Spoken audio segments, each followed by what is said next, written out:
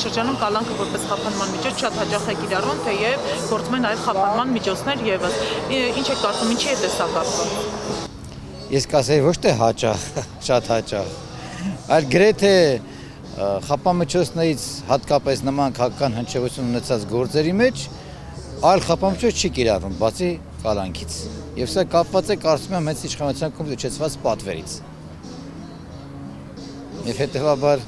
դա ոչ թե միայն իմ որպես փաստաբան կարծիքն է, այլ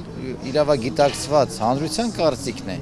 Ես ուղղակի որպես փաստաբան առնչվելով եւ այս դատական նիստերով եւ այլ հնչեղություն ունեցող գործերով մասնակցելով անհիմն ներկայացված մեղադրանքների դեպքում էլ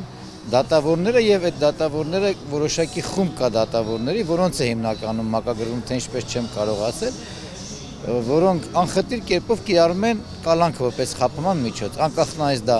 միջին ծանոթության հանցագործություն է թե ոչ, օրինակ Ալեքսանդր Կոչուբաևի գործով եւ այլ շատ գործերով։